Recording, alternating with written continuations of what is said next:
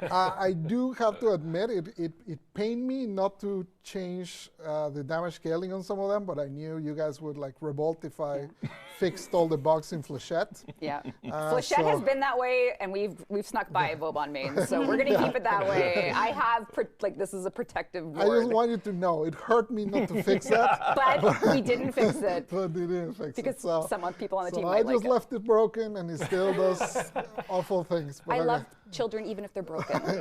The broken children. Thank you, DE. Ladies and gentlemen, sit down, put down your food, and listen. We are, and I absolutely cannot stress this enough, so fucking back! The next station will be Fortuna 69. I know the dev stream literally just happened, but you have absolutely no idea how fucking excited I was just putting this script together. At first, my main interest was the Vauban Heirloom skin, which I think looks fucking amazing. I personally am an absolute sucker for overcoats, so the fact that Vauban is getting one scratches a very particular itch for me. Bonus points because the overcoat is removable and even comes in a sleeveless form.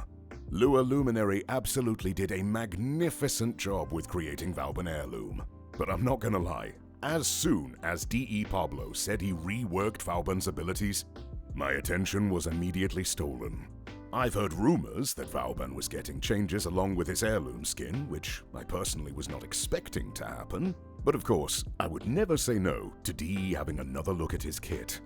Let me be clear, I do not think Vauban is a bad warframe, which is why I think it would be kind of silly to fully rework Vauban instead of another warframe that actually needs one, like Banshee. But although I am absolutely happy that Vauban is receiving changes and updates to his kit, I legitimately wouldn't have been upset if he didn't receive any ability changes. Speaking of ability changes, let's talk about it. Yes, I know that the changes aren't in the game yet, and are subject to change, please don't buzzkill me.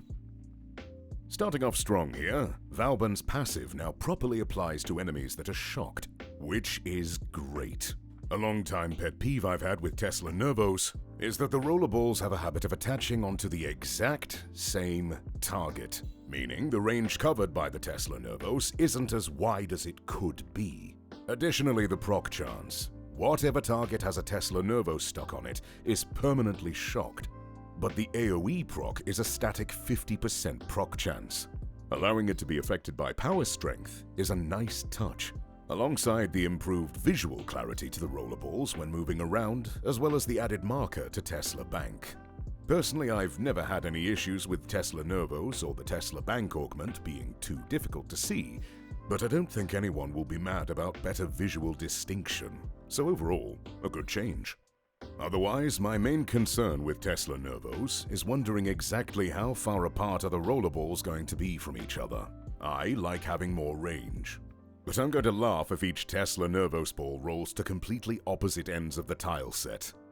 This change rustled my jimmies, but in a good way. The Flechette Orb and Tether Coil combo is something I've always loved to do ever since Flechette Orb was given scaling damage back in Update 26.1. So combining both abilities into one makes things so much easier, since I think we can all agree Minelayer is cool, but clunky. I'm honestly a bit curious how Flechette Orb will behave when thrown onto walls and ceilings, but that's something I'll see for myself when Vauban Heirloom releases. Additionally, Tether Coil right now does have a habit of grabbing enemies through environmental terrain, making them get stuck on geometry sometimes. I hope that this tendency gets fixed by D.E. Pablo as well, but if it doesn't, I don't think it's going to be that much of a detriment. Even if enemies continue to get stuck on terrain, just like how Tether Coil behaves now, Flechette Orb is still dealing AoE damage. If this was a case where Flechette Orb could only damage tethered enemies, yes, I would absolutely be fucking rioting right now. But that's not the case. Really, all we can do now is wait for the changes and see for ourselves. Vectorpad and overdriver being combined is also a nice change, even if I myself am not a fan of Vectorpad. However, considering that it's supposed to now also provide a speed buff besides overdriver's damage buff, I would like to know how long the speed buff lasts and if it applies only to movement speed or if it applies to everything, like parkour velocity and reload speed. I know I'm going to be slightly annoyed by having to horizontally yeet myself just to use overdriver, but I'm cool with this overall.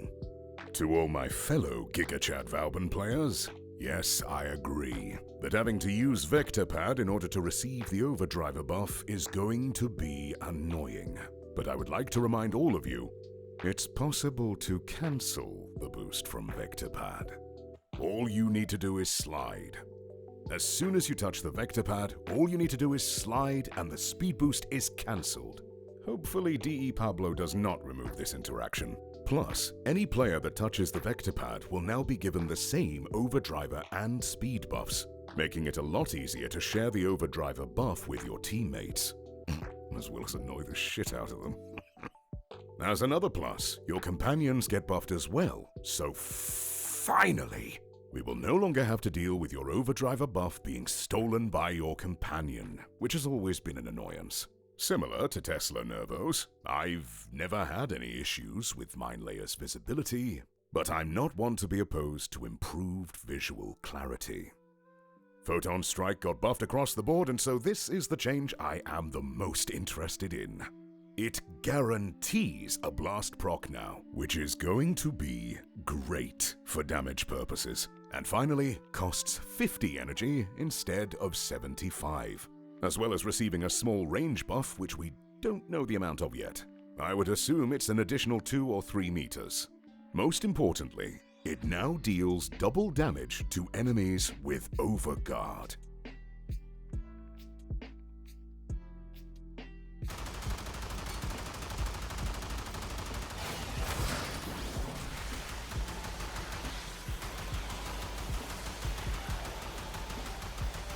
Which has me insanely curious to test in high-level content, along with the buffs to Photon Repeater.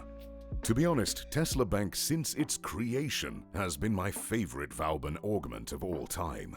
But with the new Photon Repeater buff, that might change. I genuinely hope this makes Photon Strike a stronger part of Vauban's kit, because it's always made me sad that Photon Strike commonly gets subsumed in favor of something else despite being a really cool looking ability.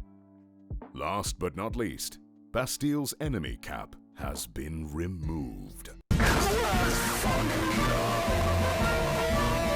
And both armor effects have been buffed so players gain the armor buff at a faster rate, but also more armor overall since the armor buff will cap at a higher amount. We don't know the exact values for either, but if I had to make a guess, the armor buff would now be capped at 1500, just like Wukong's Defy ability is. And the armor strip will be buffed from 10% per second to around 15%. I don't think it'll ever be higher than 20%, but I would love to be proven wrong.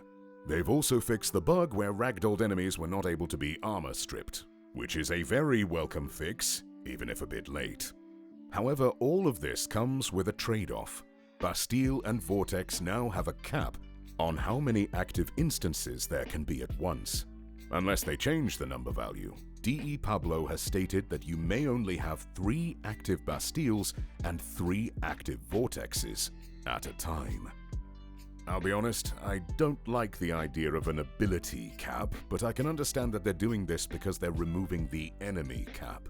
I'm sure that I'll get used to this change, but otherwise I do think this is a worthy trade-off for Bastille. I know some people are sad or mad that it's not going to be possible to blind your teammates by spamming Vortex anymore, but if you want my opinion, I don't care about this being removed. I don't like melting people's graphics cards, especially now in current day and age where AI is making computer parts be stupidly fucking expensive because AI is the future, or whatever. Because Bastille now has an infinite enemy cap, the repelling Bastille augment was also changed to function similar to Limbo's cataclysmic continuum augment, making it so that killing enemies inside of Bastille will extend its duration. This is a nice change, but I think I'm still mostly going to be using this in content with infested or tech rot enemies.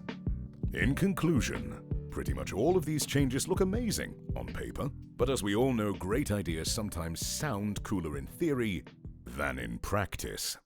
Yes, I agree that there are some things that still need to be tested properly in order to determine how good the Vauban changes really are. For example, nobody's played around with the new Tesla nervos behavior or with the buffs to Photon strike. Either way, I am definitely looking forward to Vauban Heirloom's release in February, as well as these upcoming changes to Vauban. Those are just my thoughts. Take care of yourselves, be excellent to each other, and as always, thank you for watching.